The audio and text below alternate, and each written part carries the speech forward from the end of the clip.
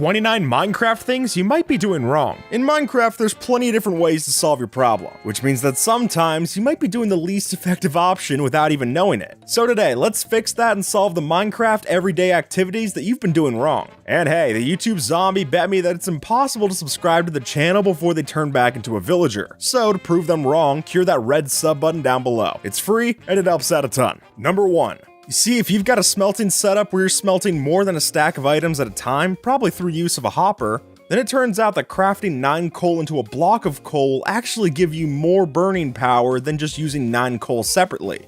You see, when you craft it into a block, now it does the equivalent of 10 coal smelts.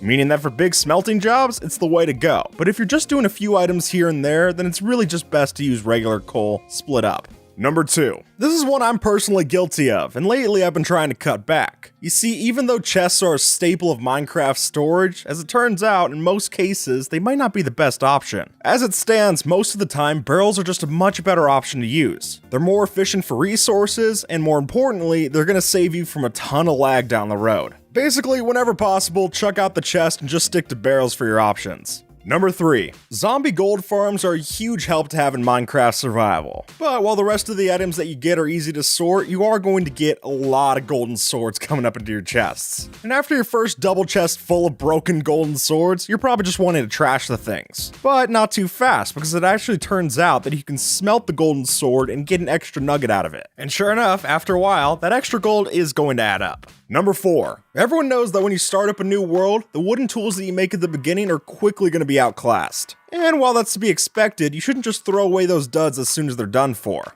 You see, when you're starting out, any resources that you have are a hot commodity. If you're not using your mostly broken wooden tools to smelt up other things in a furnace, then you're doing it wrong. And plus, it's a bit more of a sentimental send-off than just throwing the things into a ditch. Number 5. When digging a staircase in Minecraft, I think a lot of us tend to think a little too short-term. Because sure, mining a 2-block tall staircase on the way down to the mines is fine, but as soon as you try to get back up that staircase, you're going to hit your head on every single one of those ceiling blocks. You don't have to do anything fancy, just an extra block or two can make it way less painful to go down into your mines. Trust me, your noggin will thank you for it. Number 6. Now I get it, math isn't on any of our priority lists, but sometimes when you manage to crunch the numbers, you can actually save yourself some resources. For example, if you're ever going about just smelting 1 log as fuel, you're doing it wrong. If you just turn that 1 log in a crafting table into 4 planks, now all of a sudden you're doing a 4 times return on what you would normally smelt. And plus, it's just fun to get quadruple the results for minimal effort. Number 7. Nether gold has gained a lot of popularity for its use in piglin bartering. So if you're trying to round up some more cash to make it rain on Porky Pig, then this is definitely the best way to go about it. You see, when you mine nether gold ore with a fortune pickaxe, you're just gonna get a handful of nuggets. Instead, you should always use silk touch on this ore and then smelt the ore down for a single ingot. So you can just trade this directly to the piglins and walk away with your rewards, simple as that.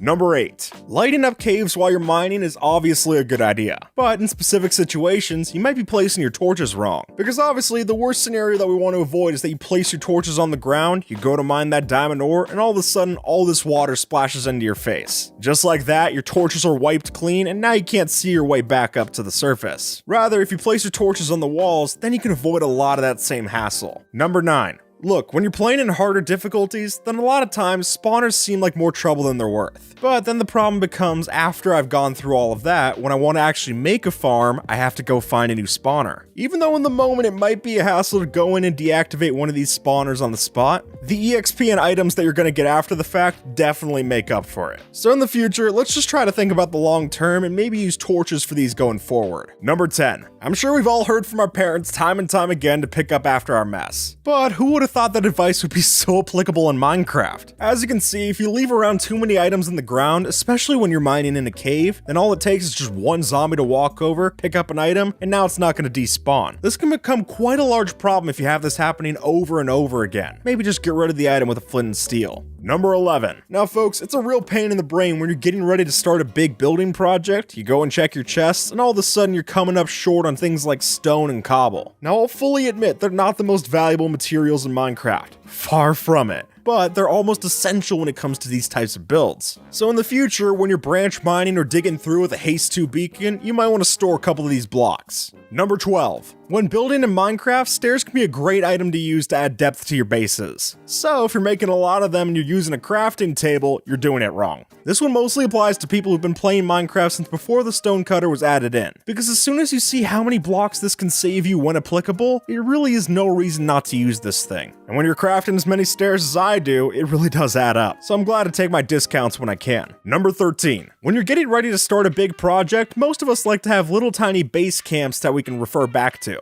Most of the time, there's nothing too complex going on here. We got temporary storage and crafting setups and the like. But a key reminder to everyone who does this, as soon as you're done with the project, remember to take those out. Trust me, nothing quite takes away from the sight of your cool new build like having to see a little toolkit left around. Number 14. Few things in Minecraft are quite as much of an eyesore as a creeper hole. Look, it happens. Sometimes when you're fighting that creeper, it's just gotta explode. But even though that's a completely understandable mistake, you don't need to go leaving around the evidence everywhere. Everyone who's played on a multiplayer server knows one person who doesn't take the time to fill in creeper holes, or worse, doesn't even fill them in correctly. Just clean up the job and don't let the creepers get the best of your world. Number 15. Villages can be one of the most helpful resources in Minecraft, which is all the more reason that you should never be hanging around one without sleeping. I don't care if most of the time it turns out alright, because every time that you hit midnight, you have a 10% chance of spawning a zombie siege. And folks, it only takes one of those to completely ruin your population. Really, let's be honest, there's beds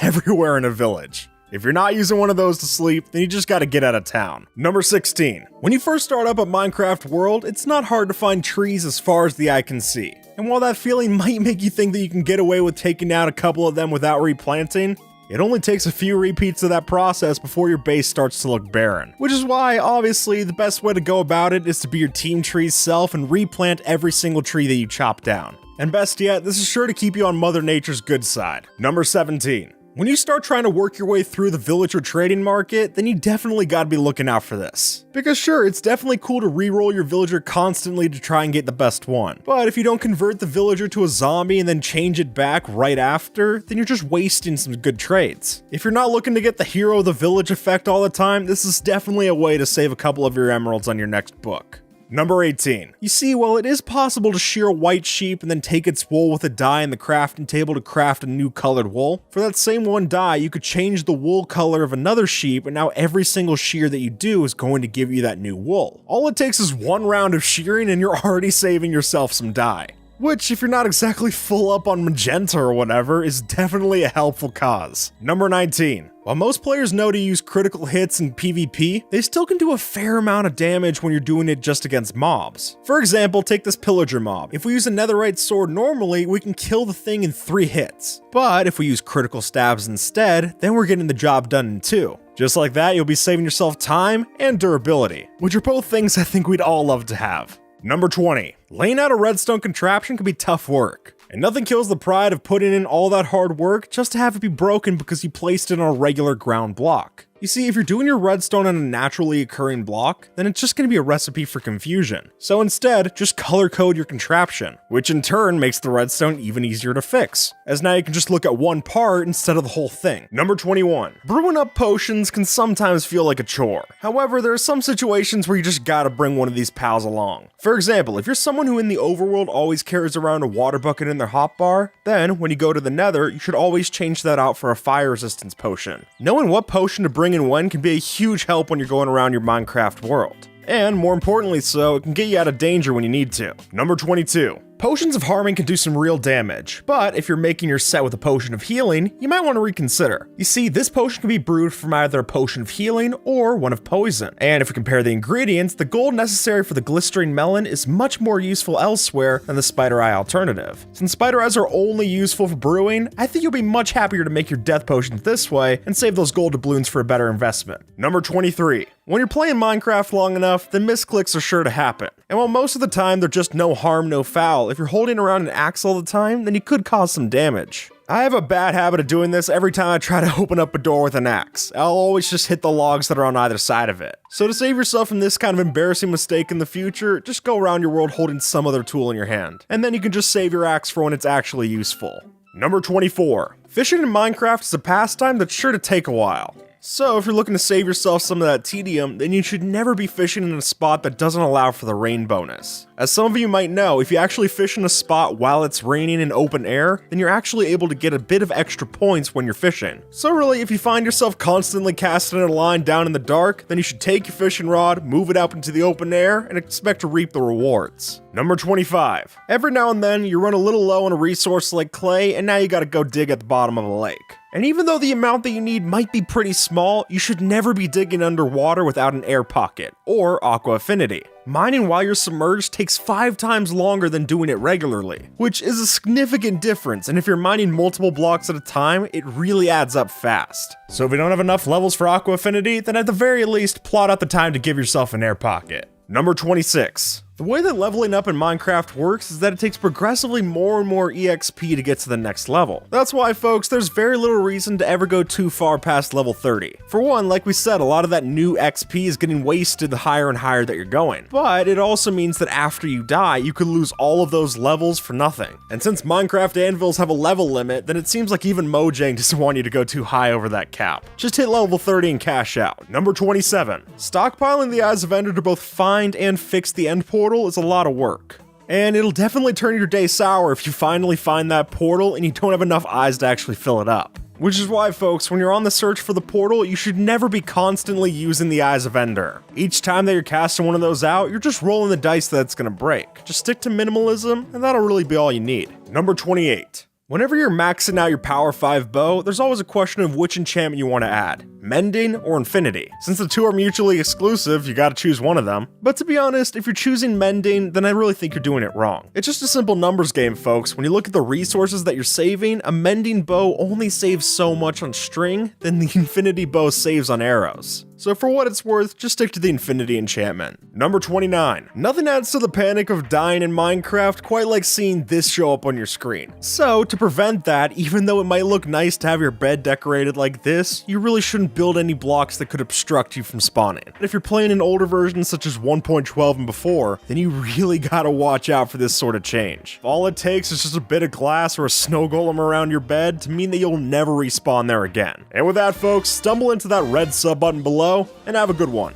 alright?